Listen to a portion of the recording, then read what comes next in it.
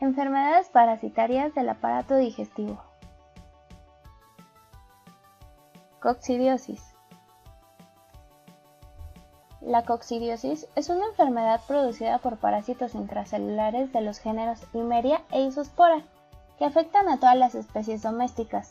Hay una para cada especie, exceptuando a los humanos en el caso de Eimeria.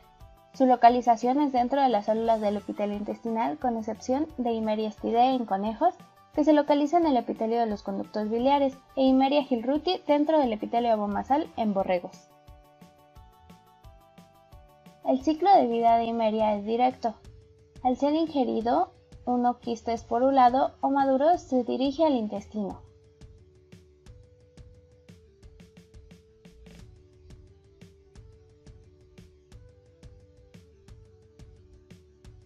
Llegando al intestino, son liberados los esporozoitos.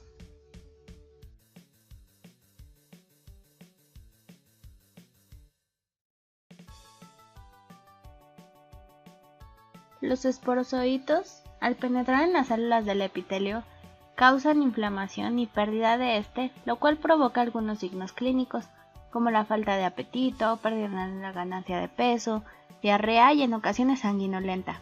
Deshidratación, anemia por daño al epitelio y retraso en el desarrollo, debido a que altera la función normal del intestino de absorber los nutrientes necesarios para el organismo. En la respuesta inmune, asume especial importancia el denominado tejido linfoide asociado a las mucosas, que está en constante exposición a antígenos ambientales y representa la primera línea de defensa en tales superficies. Consiste en que al presentar su antígeno es activada la inmunidad mediada por células, y de acuerdo al subtipo de linfocitos T, varía la función para destruir al agente. El diagnóstico clínico se realiza a través de observar la diarrea oscura, maloliente y mucosa, con tenesmo, deshidratación y disminución del apetito por varios días. En casos hiperagudos, el animal puede morir antes de presentar signos clínicos. El diagnóstico de laboratorio consiste en la presencia de muchos oquistes del mismo tamaño y forma en una muestra fecal, aunado a signos clínicos en el animal confirman nuestro diagnóstico. También mediante pruebas de coproparasitoscopía como flotación o McMaster confirman nuestro diagnóstico. El diagnóstico diferencial se realiza con salmonelosis y enteritis necrótica causada por Clostridium perfringens. Como tratamiento se emplea el uso de coccidiostatos como la monecina y la lasalocida, que actúan sobre la primera fase del ciclo, y coccidicidas como las sulfas.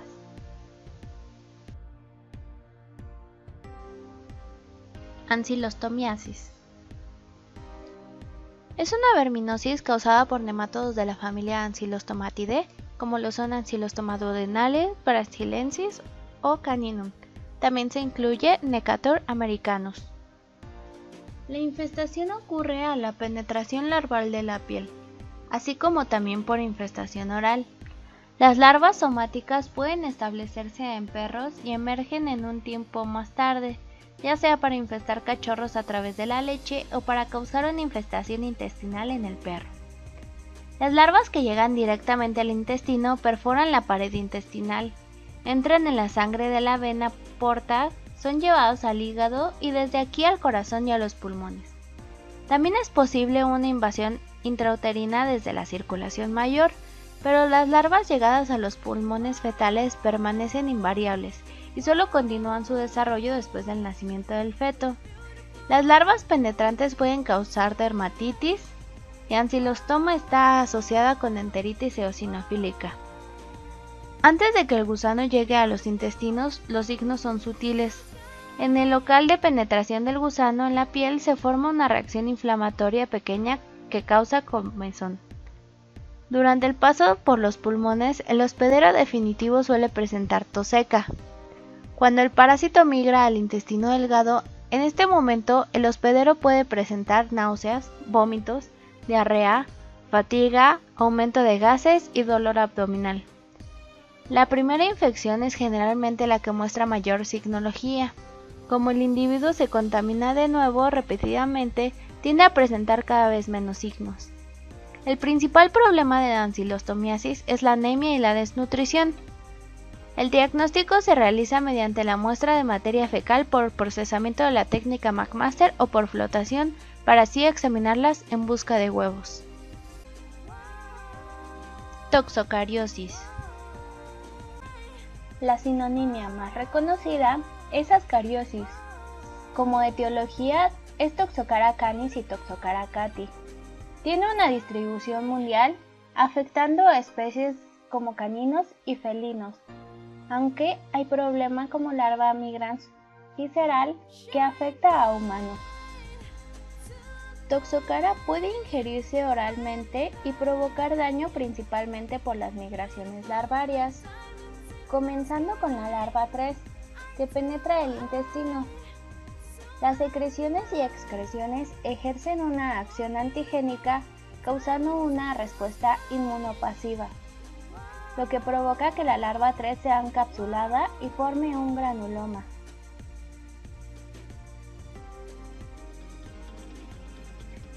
Las larvas que logran evadir la respuesta penetran vasos sanguíneos y viajan por torrente sanguíneo.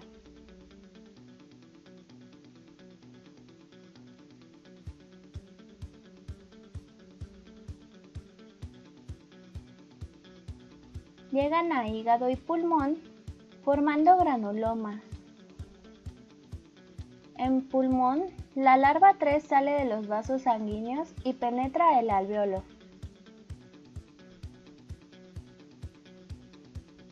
Aquí genera hemorragia e inflamación, y de larva 3 muda a larva 4. Con la tos resultante, la larva es expulsada y reingerida hasta llegar a intestino delgado. En intestino delgado, muda a adulto.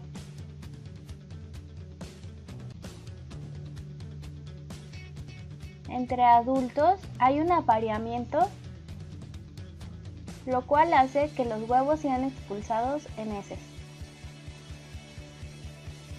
En estado gestacional, las larvas pueden ser transmitidas por medio de la placenta al feto, o también pueden ser transmitidas después del nacimiento de manera lactogénica.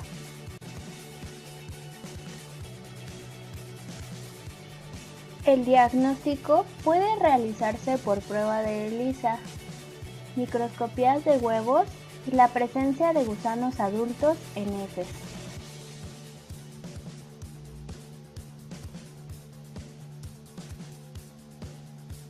Debemos tomar en cuenta que es una enfermedad zoonótica, por lo cual debemos evitar los suelos contaminados, tener una mejor higiene e igualmente tener una mejor limpieza acerca de los productos consumidos. Puede ocasionar larva migrans ocular,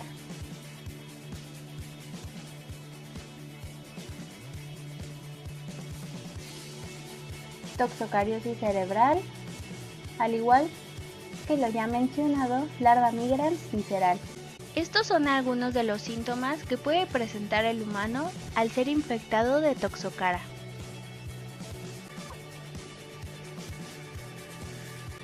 Como ya mencionamos, para la prevención debemos de tener en cuenta la higiene de nuestros productos consumidos, al igual que la propia.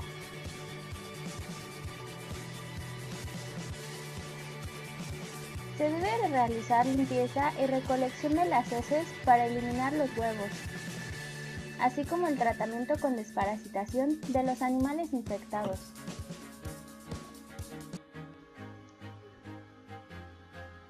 La cestodosis en equinos es producida por parásitos del género Anoplocephala y Paranoplocéphala, ubicados en el intestino delgado, ciego y ocasionalmente en estómago, manifestándose cuando hay una elevada carga parasitaria por perforación e invaginación intestinal con dolores cólicos y pérdidas de peso.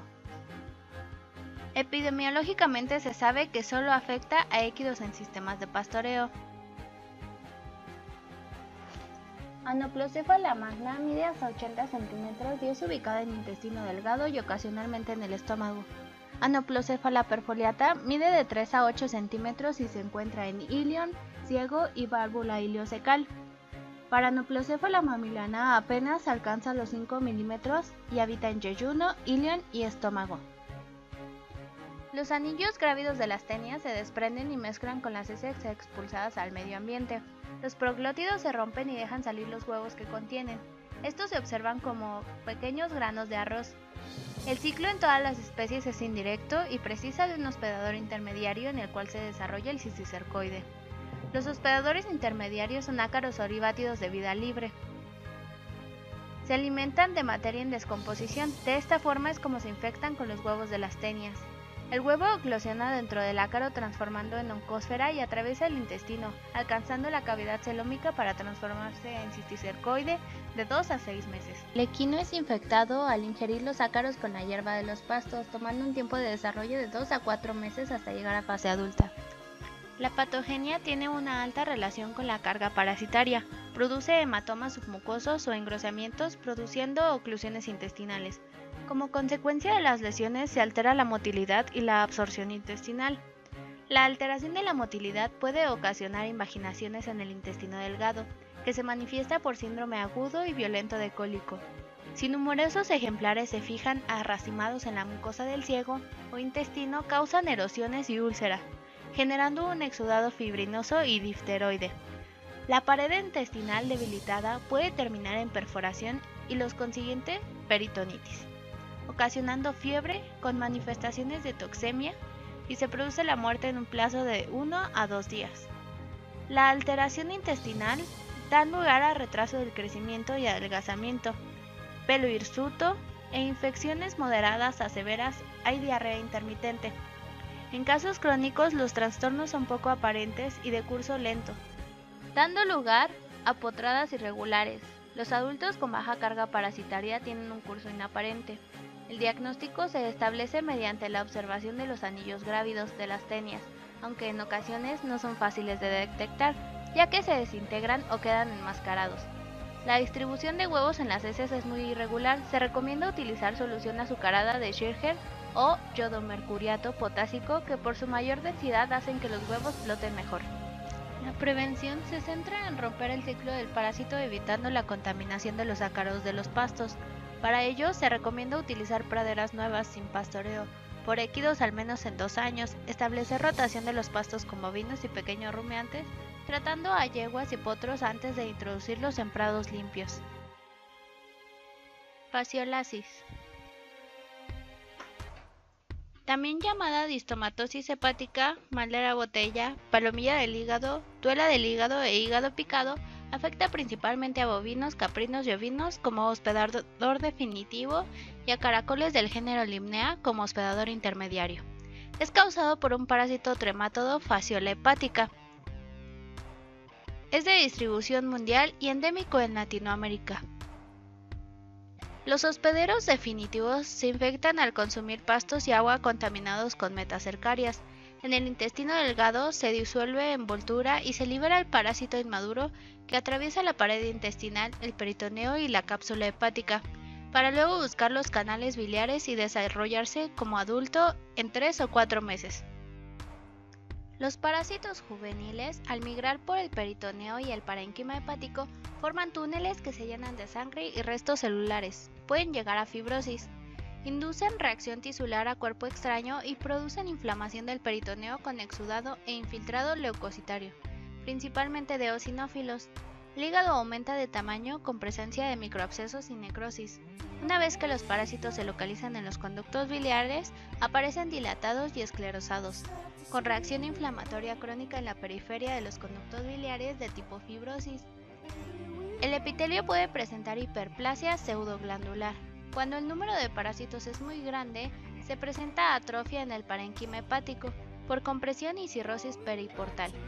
El parásito produce productos de excreción, catepsinas L, peptidasas, que facilitan la alimentación y evasión inmune. El diagnóstico se puede hacer por coproparasitoscopía. Diagnóstico clínico se divide en agudo como dolor abdominal, pérdida de peso, anemia, el cuadro crónico, ictericia y palidez de mucosas, edema submandibular, ictericia. Se debe diferenciar de hepatitis necrótica infecciosa. anthrax, enterotoxemia, deficiencias de cobre o cobalto. La enfermedad se controla al disminuir la población del hospedero y reducir zonas pantanosas. Se trata con triclavendazol y praziquantel. Es una zoonosis. El humano es hospedero accidental. Estrongilosis. Como sinonimias se menciona arteritis verminosa equina. De la familia Estrongilidae, estos son algunos de los géneros de estrongilos y se dividen en pequeños y grandes estrongilos. Los estrongilos son nemátodos que tienen una gran cápsula bucal que a menudo contienen dientes o placas cortantes. Habitan en el intestino grueso de caballos y asnos. Los grandes estrongilos como Strongylos vulgaris, Strongylos edentatus o Strongylos equinos afectan a equinos, mientras que Strongylos asinus o asnos afecta a asno. Estos estrongilos son hematófagos, tienen un ciclo vital directo muy prolífico y la infección aumenta en época de lluvia. Afecta intestino grueso. La larva 3 es quien ingresa. Equinos de cualquier edad son afectados. Tienen un curso crónico y hay mayor afectación a equinos de carga. Esto debido a que son mayores las deficiencias en su alimentación. Como ciclo biológico, tras ser ingeridas las larvas 3 llegan al intestino delgado y penetran en la pared intestinal del ciego y del colon ventral. Unos 7 días tras la ingestión penetran en los pequeños capilares de la pared intestinal. Una vez en el flujo sanguíneo, emigran contra el flujo sanguíneo durante unas 2 semanas hasta alcanzar la arteria mesentérica craneal. Allí permanecen durante unos 4 meses y completan la última muda a preadultos. Estos preadultos emigran de regreso al intestino a través de vasos sanguíneos, atraviesan la pared intestinal, completan el desarrollo a gusanos adultos en la luz del intestino grueso, sobre todo colon y ciego. Strongylos equinos. Tras la ingestión, las larvas 3 llegan al intestino delgado, se introducen en la submucosa de su pared, forman nódulos y mudan al estadio larva 4 en unos 11 días tras la ingestión. Algunas larvas emigran dentro de la submucosa durante unos 4 meses. El resto atraviesa la serosa y penetran en cavidad peritoneal. Allí permanecen o penetran en el hígado, donde emigran en sus tejidos durante unas 7 semanas sin formar nódulos. Del hígado pueden trasladarse al páncreas o a otros órganos abdominales. Mudan a adulto tras unos 5 meses y emigran de regreso al intestino grueso. Strongylos edentatus. Una vez ingeridas, las larvas 3 también llegan al intestino delgado y penetran en la pared intestinal del ciego y del colon ventral.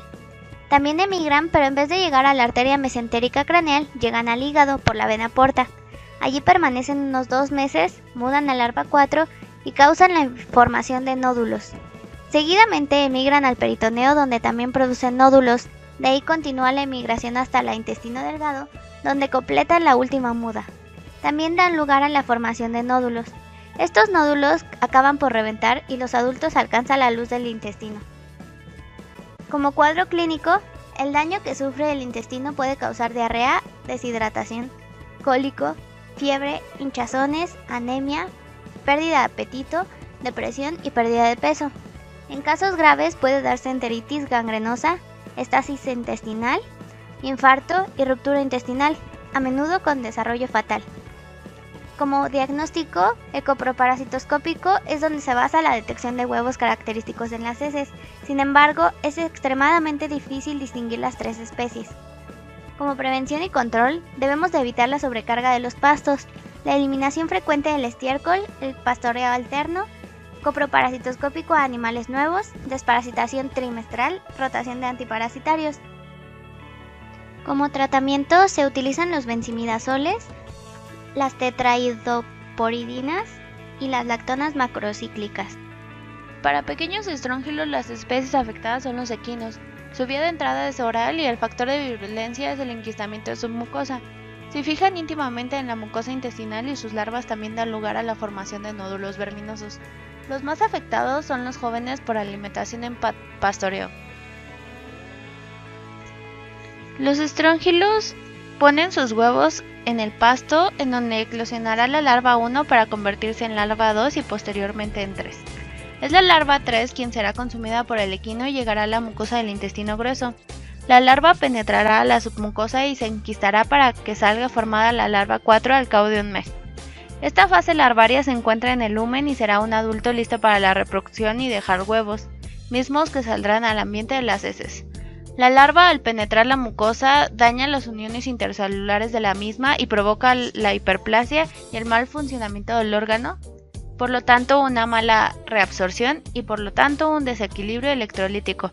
Al ser un estófago es otro modo de dañar el lumen con las mismas consecuencias, dependiendo por supuesto del número de veces que cambia de lugar el parásito y la carga parasitaria. Como diagnóstico se puede presentar el examen coproparasitoscópico por medio de la flotación para demostrar la presencia de huevos, y se puede completar con un cultivo larvario para definir el posible género. Como tratamiento hay preparados a base de tiodifenilamina y como prevención y control se recomienda la higiene de caballerizas y evitar el pastoreo.